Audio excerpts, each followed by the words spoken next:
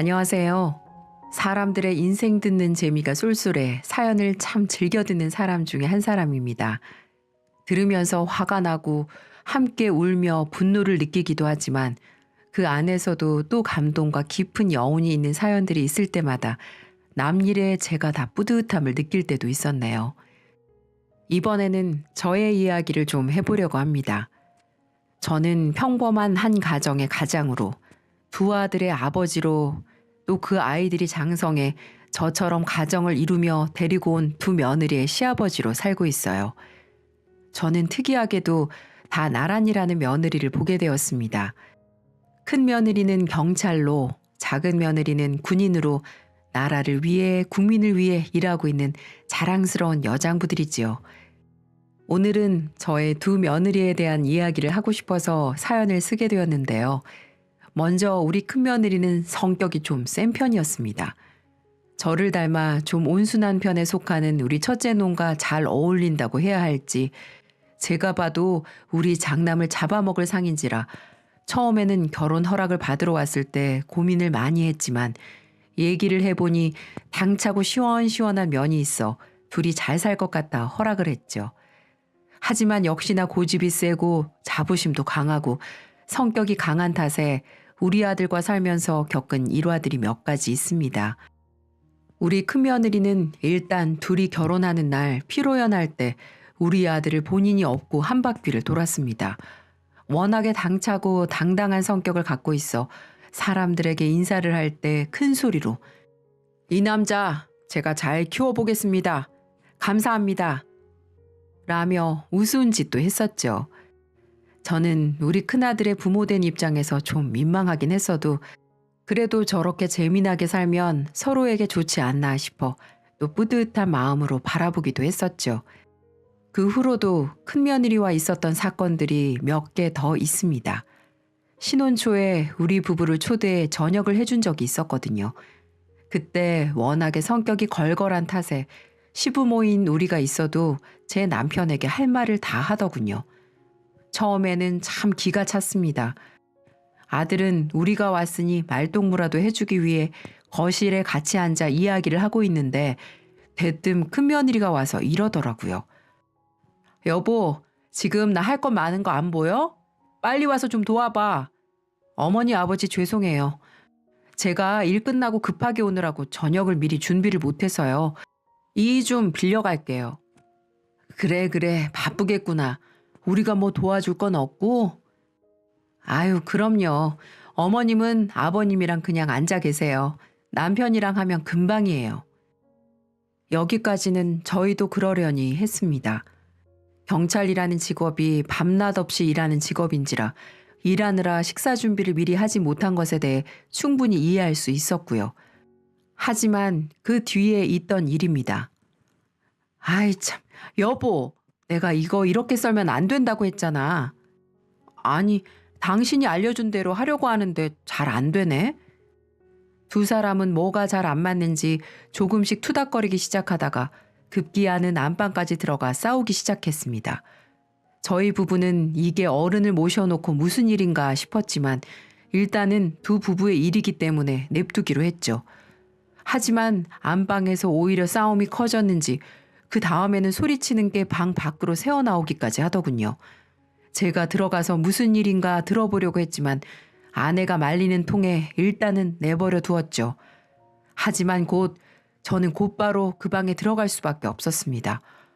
바로 둔탁한 소리와 함께 무언가가 퍽 하고 바닥으로 떨어지는 소리가 들렸거든요. 저와 안사람은 너무 놀라 큰아들과 큰며느리가 싸우고 있는 안방으로 들어갔고 안방에서 본 모습은 제 큰아들이 바닥에 엎드러져 있고 그 위로 제 큰며느리가 마치 범인을 제압하고 있는 듯한 모습을 취하고 있었어요. 제가 너무 놀라 물었어요. 아니, 아가, 이게 무슨 짓이냐? 지금 둘이 뭐 하고 있는 거야?" 아버님, 별거 아니에요." "이게 무슨... 아니, 지금 너희 둘이 어른 모셔놓고는 뭐 하는 짓들이야? 둘이 저녁 식사도 제대로 준비 안 돼서 기다리게 하고 있으면 빨리빨리 차릴 생각을 해야지. 뭐 한다고 안방까지 들어와서 싸우고 앉아 있어. 이게 도대체 무슨 일이냐?" 저의 큰 호통에 둘은 매우 당황한 듯 보였습니다. 그리고는 얼른 둘 다 그 자리에서 일어나 해명을 하려고 하더군요. 아버지, 그게 아니라 내가 좀 이 사람 신경을 많이 건드려서 제가 부엌 일이 서툴잖아요. 그래서 서로 좀 티격태격 하다 보니까 이렇게 됐어요. 죄송합니다. 됐다. 그리고 큰며느리야. 너는 대체 네 남편을 뭐로 생각하기에 범인 잡듯이 그러고 있는 거냐? 너희 평소에도 이러는 거야? 저는 너무 화가 나 큰며느리에게 호통을 쳤습니다. 아버님 아니에요. 오늘이 처음이에요. 저도 모르게 너무 흥분해서 그만. 저도 마음은 급한데 이 사람은 제가 말한 대로 따라주지 않고 두 분한테 식사 대접은 잘하고 싶은데 상황이 안 따라주니까 저도 너무 화가 나서 그랬어요. 다시는 안 그러겠습니다. 됐다. 오늘 저녁은 못 먹을 것 같으니 우리 이만 가보마. 저는 그 자리에서 얼른 안 사람을 데리고 큰아들의 신혼집을 빠져나왔습니다. 큰며느리가 당찬 성격이 있는 줄은 알았지만 지 남편을 엎어치기까지 할 거라고는 생각지도 못했습니다. 근데 또 그 옆에서 우리 안 사람은 밖에 나와 한참을 웃더군요. 아유 여보, 너무 웃기지 않아요? 아유 나는 아무리 생각해도 우리 큰며느리 너무 잘 들어온 것 같아요. 아니 그게 대체 무슨 소리야? 그렇잖아. 우리 큰아들 솔직히 착하긴 해도 느려 터지고 답답한 구석이 얼마나 많았어요. 근데 성격 급한 아내 만나 이제 좀 똑부러지는 성격으로 바뀌지 않을까 싶어서 말이죠. 나는 우리 큰며느리 너무 마음에 들어요. 나 참, 당신 아들 엎어치기를 했는데도 좋다고? 그럼요. 서로 다치지만 않으면 되지 뭐. 그래도 서로 좋다고 저렇게 잘 살고 있잖아요. 나도 당신 좀 확 그렇게 휘어잡아 볼 걸 그랬어요. 저의 아내는 오히려 화가 난 저와는 달리 큰며느리에게 더 깊은 애정이 생긴 듯 했습니다. 그런데 또 그 말을 들으니까 저도 또 다르게 생각이 되더군요. 그래서 이참에 둘이 잘 볶아져 서로 부족한 점들이 섞여졌으면 좋겠다 싶더군요. 그 후로 큰며느리는 곧바로 전화를 해서는 다음에 다시 저녁을 제대로 대접하겠다고 하고 며칠 뒤에 저희 집으로 찾아와 좋은 고급 식당에 데려가 밥을 사주었어요. 그때는 또 나름 유쾌하고 즐거운 시간을 보냈네요. 그렇게 큰아들이 결혼을 하고 신혼을 즐기며 저희도 큰며느리와 적응하는 시간을 보내던 중 둘째 놈도 결혼하고 싶은 여자가 생겼다며 추석에 데리고 왔습니다. 근데 이 둘째 며느리가 될 아이도 만만치 않은 아이더라고요.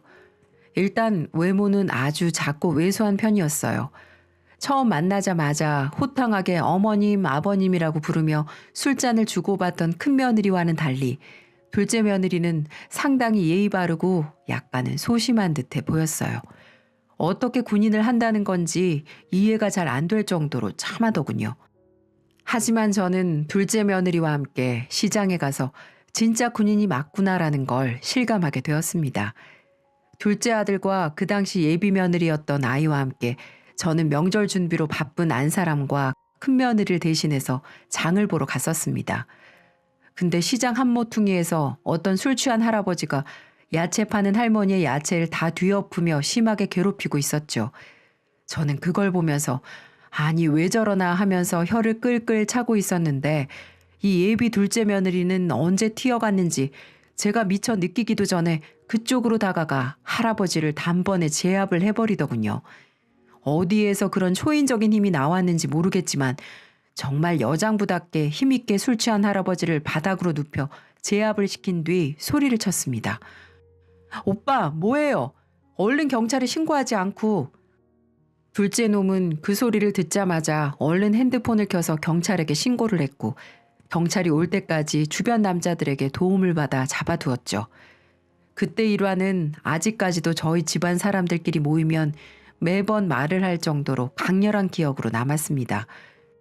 이걸로 끝이 아니었습니다. 한 번은 둘째 아들 부부가 놀러 온 적이 있었는데 작은 며느리 얼굴이 엉망으로 닫혀 있었어요. 저희는 너무 놀라 물었죠. 어머, 얘, 네 얼굴이 왜 그러니? 아, 이게요, 어머니. 며칠 전에 제가 지하철을 탔는데 거기에서 데이트 폭력으로 어떤 여자가 자기 남자친구한테 엄청 맞고 있더라고요. 근데 아무도 안 도와주고 있길래 제가 얼른 가서 좀 제압을 했어요. 그러다 보니 저까지 좀 맞게 됐네요. 멋쩍다는 듯이 웃는 작은 며느리를 보면서 저는 이게 또 무슨 황당한 일인가 싶었죠. 그때 제 둘째 아들이 부연 설명을 해주었죠.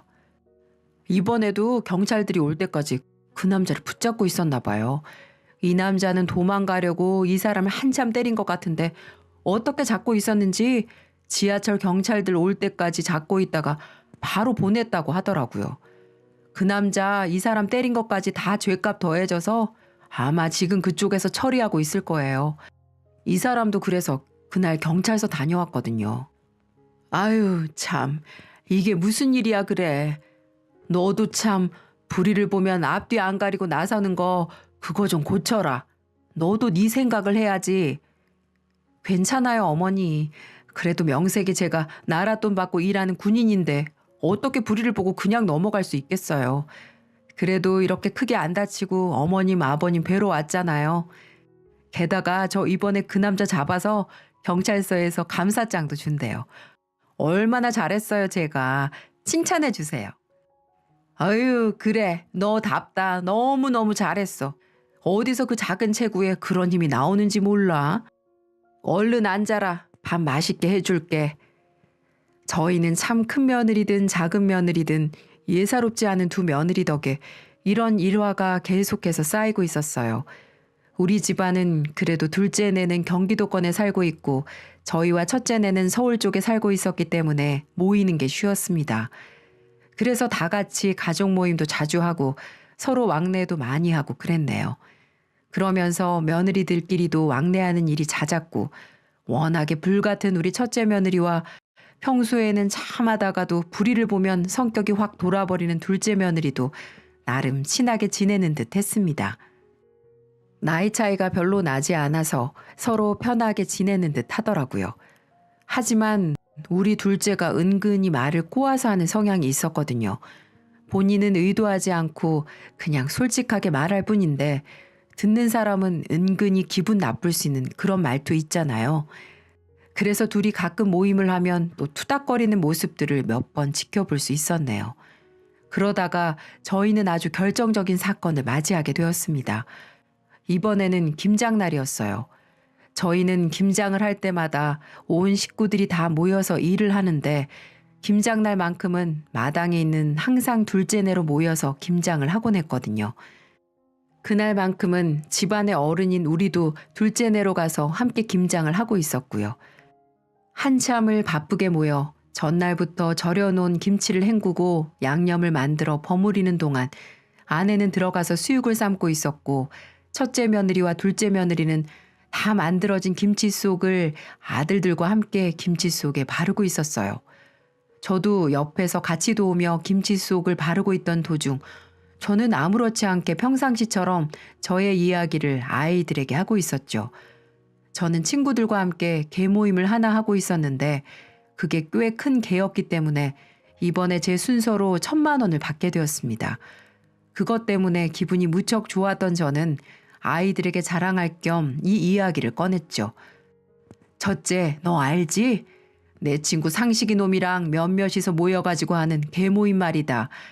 이번에 드디어 내 순서가 돼서 나 1,000만 원 받게 생겼지 뭐냐? 이거 참 계속해야 하나 싶었는데 드디어 받게 됐어. 내 이번에 개돈 받으면 너희들한테 한떡 쏘마. 어머, 아버님 1,000만 원이나 받으시는 거면 우리 그 돈으로 가족 여행이라도 가야 하는 거 아니에요? 아니 너는 경찰서에 출근하는 애가 여행 갈 시간이나 있겠어? 시간이야 만들면 되는 거죠. 안 그래도 요즘 좀 답답했는데 우리 그 돈으로 놀러 가요 아버님. 좀 기다려 봐라. 이 돈이 어떤 돈인데. 나도 좀 만져는 봐야 할 것 아니냐. 너는 어떻게 축하는 못 해줄 망정 벌써부터 쓰고 싶어서 안달이냐. 축하드려요 아버님. 대신에 그거 저희한테도 좀 써주세요. 첫째 며느리는 그 이야기를 듣자마자 가족 여행을 가자며 한참을 졸라댔습니다. 저도 사실 딱히 쓸 곳은 없었기 때문에 이참에 가족 여행이라도 한번 가볼까 생각을 하고 있던 찰나에 그런 말을 하니까 조금 혹하더군요. 근데 그 옆에서 평소에 사심 없이 솔직한 말로 주변 사람을 어색하게 만드는 둘째 며느리가 한마디를 하더군요. 1,000만 원으로 여행 가기엔 너무 아깝다. 형님은 어차피 휴가 내는 것도 쉽지 않은 것 아니에요? 저는 여행 가는 건 좀 싫은데 아까운 것 같아요. 그래, 뭐, 사람마다 돈 쓰는데 가치 두는 게 다를 수 있으니까. 그럼 동서는 만약에 1,000만 원 생기면 어디에 쓰고 싶은데? 저요? 저는 어쨌든 여행에다가는 안 쓸 것 같아요. 돈 아까워요. 좀 더 가치 있는 데 쓰겠죠. 이번에도 사심 없이 큰 며느리를 멋쩍게 만든 둘째 며느리는 살짝 화가 난 듯한 첫째 며느리의 기분을 파악하지 못한 듯 했어요. 저희는 그 자리에서 그냥 허허 웃으면서 이야기를 마무리했고 일단은 일단락 되는 듯 했습니다. 하지만 그 뒤로 또 하나의 사건이 크게 터지고 말았어요. 속을 계속해서 버무리던 중 이번에는 둘째 며느리가 손을 잘못 헛디뎌 김치 양념이 첫째 며느리 얼굴과 옷에 튀기고 말았어요. 아우, 동서, 좀 조심 좀 해. 내 얼굴이랑 옷이 다 튀었잖아. 아, 참. 어머, 죄송해요, 형님. 근데 조금만 더 옆으로 가셨어도 양념 안 맞았을 것 같은데. 형님도 좀 자리 옮겨주세요. 저도 사실 아까부터 너무 불편했어요. 이번에도 제 할 말 꼬박꼬박 다 하는 둘째 며느리로 인해 첫째 며느리는 기분이 많이 나빠 보였어요. 그리고 결국에는 제 성질에 못 이겨 불같은 첫째 며느리는 아예 김치 양념장을 둘째 며느리 쪽으로 팍 하고 던져버리고 말았어요. 어머, 형님, 이게 무슨 짓이에요? 아니, 네가 뭐가 그렇게 잘나서 할 말 안 할 말 다 하고 있는 건데 싸가지가 없어도 좀 없어야지. 뭐가 그렇게 잘나서 매번 꼬치꼬치 네 할 말 다 하는 거냐? 어? 큰 며느리는 엄청나게 화를 내며 빨간 양념이 묻은 손으로 작은 며느리의 머리끄댕이를 잡아당겨대기 시작했어요. 이에 작은 며느리도 질 수 없는지 빨간 양념이 동일하게 묻은 손으로 큰 며느리의 머리를 부여잡고 뱅뱅 돌리기 시작했습니다. 순식간에 아수라장이 되어버리면서 양념을 잔뜩 튀기고 묻힌 채로 서로 뒤엉켜 싸우고 있는 두 며느리를 보면서 아들들이 말리기 시작했어요. 하지만 역시나 둘 다 힘이 장사들인지라 장정인 남자 둘이서 서로 떼어내려고 해도 쉽게 되지 않더라고요. 그리고 어른인 제가 호통을 쳐도 소용이 없더라고요. 이봐, 둘 다 뭐 하는 짓이야? 얼른 둘 다 손 안 놔? 아버님, 형님이 먼저 시작했어요. 이건 다 형님 때문이라고요. 그게 무슨 소리야? 네가 계속 기분 나쁘게 나 건드렸잖아. 어디 오늘 너 죽고 나 살아보자. 그 둘은 더 흥분해서 이번에는 아예 바닥에 굴러가며 싸우기 시작했습니다. 그 덕에 버무려 놓은 배추고 양념이고 온 마당에 다 칠갑이 되기 시작했고 저희들이 새벽부터 고생해서 만들어 놓은 김장 배추들이 엉망이 되기 시작했어요. 마찬가지로 둘의 모습도 점점 더 엉망으로 물들어가고 있었고요. 소란스러운 소리에 놀라서 뛰쳐나온 저희 안사람은 경악스러운 모습을 보고는 이러지도 못하고 저러지도 못하고 있었어요. 둘 다 양념통을 뒤엎고 김장 비닐에 있는 양념이 온몸에 칠갑이 되기 시작하면서 피부가 따갑지도 않은지 둘은 개의치 않고 서로의 머리털을 뽑아대며 난리가 나고 있었습니다. 이걸 어떡하나 심하게 고민이 되던 순간에 상황은 곧바로 정리되었어요. 바로 우리 둘째 며느리가 초인적인 힘이 나와 첫째가 KO를 당해 완전히 바닥으로 널브러졌고 둘째는 힘을 헐떡거리면서 그 옆에 같이 누워있더군요. 저는 이제야 끝났나 보다 하고 큰 한숨을 몰아쉬었습니다. 하지만 순간뿐이었어요. 갑자기 첫째 며느리가 억울하고 분했는지 다시 둘째 며느리의 머리채를 잡기 시작했거든요. 그걸 보고 질려버려 아예 그 둘을 냅두고 집 안으로 들어가 버리려던 찰나 둘째 놈이 마당 한쪽에 있던 긴 호수를 끌어와서 그 둘에게 뿌리기 시작했어요. 제발 그만들 좀 해. 이게 무슨 짓이에요? 소리를 지르며 찬물을 호수로 뿌려대는 통에 이제는 얼굴 쪽에 묻어있던 양념이 눈으로 들어갔는지 둘 다 눈이 따갑다며 소리치기 시작하더군요. 아, 아우, 여보, 그만해, 그만. 물 좀 그만 뿌려. 눈 따가워 죽겠다고. 제발 그만 뿌리세요. 이번에는 서로 머리채를 놓은 채 눈이 따갑다고 헐레벌떡 난리를 치는 둘의 모습을 보면서 기가 차서 아무 말도 안 나오더군요. 이건 뭐 시트콤도 아니고 개그 프로그램도 아니고 서로 죽여보겠다고 싸워대다가 이번에는 서로 각자 살아보겠다고 제 눈을 붙잡고 있는 풍경이 참 기가 차서 말이 안 나왔습니다. 저희 안사람은 이 모습을 보면서 어떡하냐면서 당장 집 안으로 들어가 수건을 한 차례 가지고 나왔고, 며느리들은 결국에는 눈을 뜨기도 힘들게 매운 양념이 눈 안으로 다 들어가 한참을 씻어내고 난 뒤에야 진정할 수 있었네요. 그러고 나서도 충혈된 눈이 나아지지 않아 근처에 있는 안과까지 다녀와 치료를 받고 와야 했고요. 참 재미있게 김장하다가 이게 무슨 일인지 이해할 수 없는 둘의 행동으로 인해 그날 우리의 김장은 모두 다 헛수고가 되어버리고 말았네요. 저는 그 둘을 앉혀다가 아주 호되게 혼을 냈습니다. 너희 둘, 이게 뭐하는 짓이냐? 다 같이 모여서 일을 잘해도 부족할 판에 아예 해놓은 것도 엉망으로 만들어놔? 이게 지금 말이 된다고 생각해? 그것도 어른이 있는 집에서 말이다. 아버님, 죄송합니다. 근데 저 정말 아까는 너무 화가 났어요. 도대체 왜 그런 거야? 별것도 아닌 걸로 왜 싸우고들 그래? 솔직히 동서가 저도 나름 돈 보탤 거고 아버님 어머님 모시고 바람이라도 쐬러 같이 나가고 싶은 마음이 있어서 여행을 제안한 건데 동서가 그걸 아예 무시하잖아요. 평소에도 너무 솔직한 애라 속 한두 번 뒤집힌 적이 아니었는데 이번에 참다가 좀 터진 거예요. 아휴, 그래, 둘째야. 그건 네가 좀 너무했다. 첫째도 여행 가고 싶었겠지. 나도 사실 아까는 좀 무안하더라. 죄송합니다, 아버님. 아버님, 동서한테도 좀 물어봐 주세요. 그 1,000만 원 생기면 도대체 어디다가 쓸 건지. 아버님, 저는 말 안 할래요. 둘째 며느리는 그때는 아무 말도 하지 않았습니다. 무슨 일에선지 아무 말도 안 하려고 하더군요. 근데 그걸 보다 못한 둘째 아들이 말을 하기 시작했어요. 아버지, 제가 말할게요. 이 사람 죽어도 말 안 할 사람이에요. 형수님, 이 사람한테 솔직히 고마워하셔야 돼요. 그게 무슨 소리예요? 형수님 어머니 귀가 잘 안 들리시잖아요. 우리 아내가 언제 한번 수화로 형수님이 형수님 어머님이랑 대화하는 거 보고 집에 와서 얼마나 울었는지 몰라요. 형수님 안쓰럽다면서.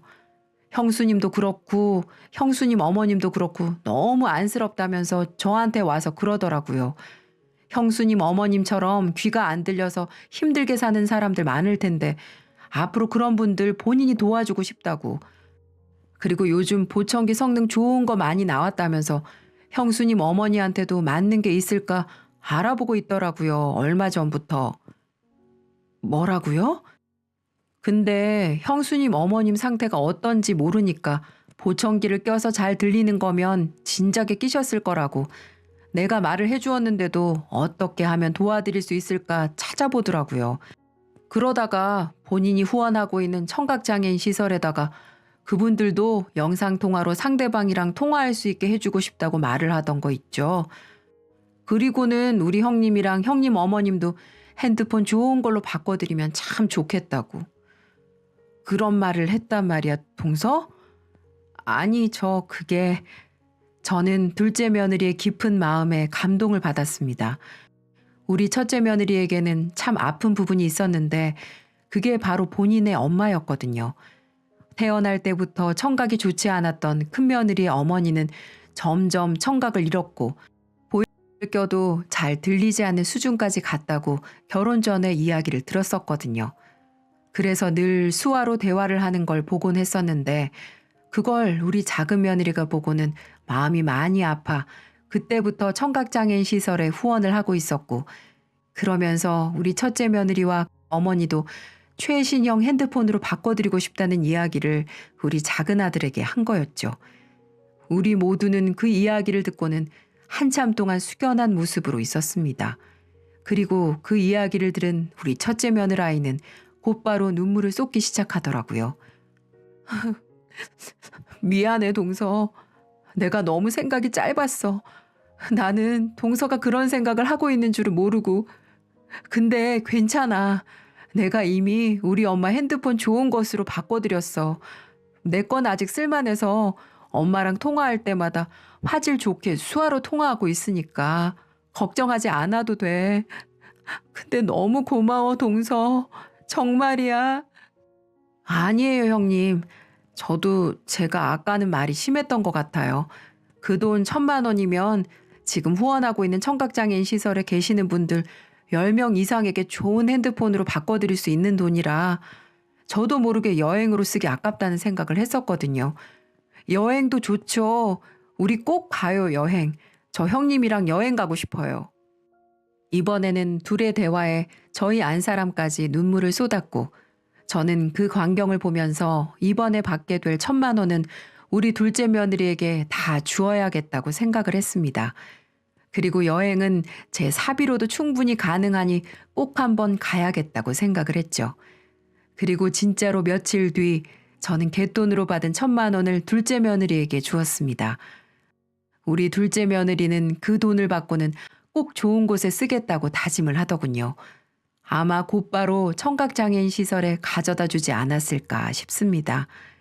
저는 우리 며느리들이 참 자랑스럽습니다. 물론 가끔씩 특이한 성품 탓에 웃지 못할 일이 생기기도 하지만 그럼에도 불구하고 참 따뜻한 성품과 정의로움을 가진 우리 아이들이 자랑스럽네요. 전 제 첫째 며느리와 둘째 며느리가 너무 감사하고 고마워요. 대한민국 이 땅에서 국민을 열심히 지켜주는 게 너무 고맙고 제 소중한 며느리들이 되어준 것도 정말 고맙네요. 둘 다 할 말을 하는 성격이라 가끔 당황스러울 때도 있지만 다들 직업이 그래서인지 거짓말 못하고 옳은 말, 싫은 말, 자기 주관이 강한 걸 어쩌겠어요. 지금은 그런 성격들이 오히려 꾸밈이 없어서 더 좋긴 한 것 같네요. 지금 두 며느리는 친자매처럼 서로들을 아끼며 잘 살고 있습니다. 가끔 제가 옆에서 질투가 날 정도라니까요. 이런 행복 깨지 않도록 제가 더 큰 어른으로서 우리 가족을 잘 보살피려고 합니다. 다 같이 아껴줄 거고요. 이제 얼마 안 있으면 가족 여행도 갈 예정입니다. 가서 우리 4명의 자식들과 좋은 추억 많이 쌓아오려고요.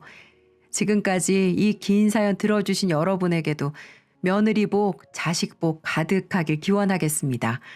우리 대한민국에서 고생하시는 경찰분들, 군인분들, 요즘 날씨가 추운데 항상 건강 챙기시고 늘 감사합니다.